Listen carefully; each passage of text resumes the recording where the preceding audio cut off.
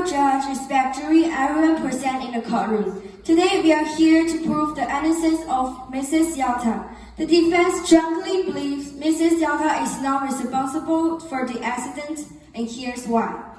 Mrs. Yalta was in her self-driving car on the way to work. However, as she was approaching her workplace, she got a call from the hospital saying that the reason her daughter has been really sick for the past few months is because she has leukemia. Imagine it's leukemia.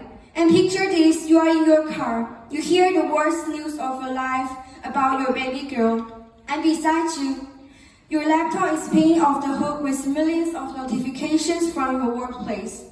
Mrs. Yalta is a single mom who has 2 kids, 1 autistic son and 1 girl who cancer, as she found out on the day of the accident.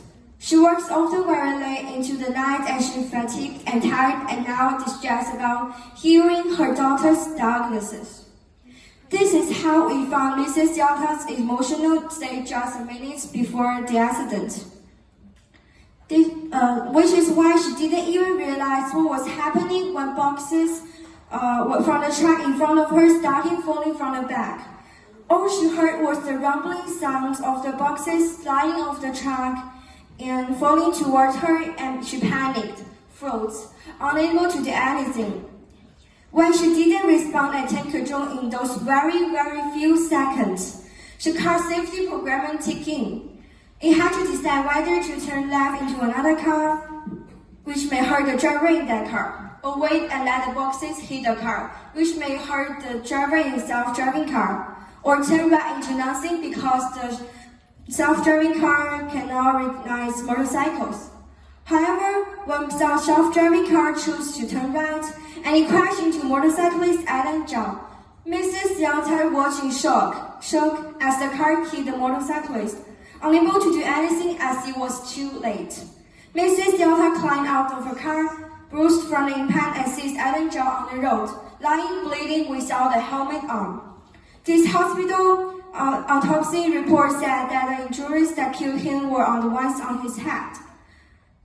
Hours later, on the 3rd July at 10:32 a.m., the motorcyclist Alan Zhao died in hospital. If he had been wearing a helmet, he might have survived, and we wouldn't be here today. What happened is tragic. Alan Zhao is losing his life is unfortunate. But holding Mrs. Yalta guilty for things that were not even her fault is not justice. Mrs. Yalta is a hardworking, dedicated, and loving single mother to 2 amazing children who cannot even possibly survive in this world if she were sent to jail. She is the sole provider and caretaker of her kids and brother. Mrs. Yalta is also an important member in our society. She is part of various charity and organizations and gives many poor people the hope and how to continue to live.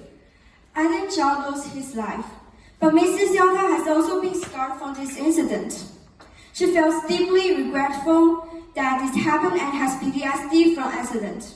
She also had a small autistic son who cannot cope without her, and her child who cancer who needs regular treatment. If we send Mrs. Yalta to jail, what will happen to her family? Should she be blamed for something that was out of her hands? Now you might all be wondering why the car turned right and crashed the motorcyclist. Because according to the law CUR Regulations 27, motorcyclists are not allowed on the highways.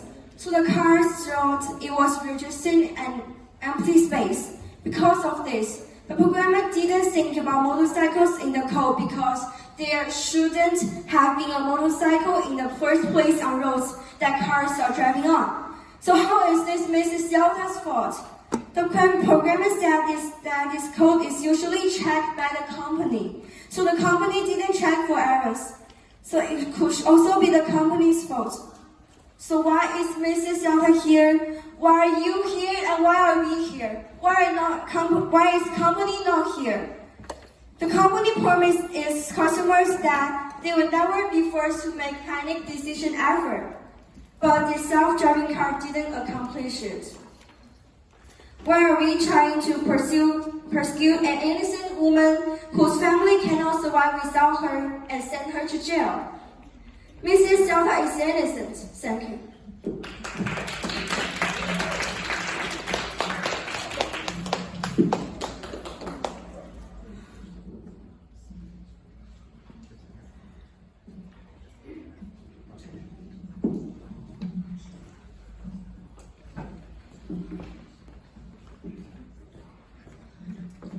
So, hello everybody, I am the second speaker for prosecution.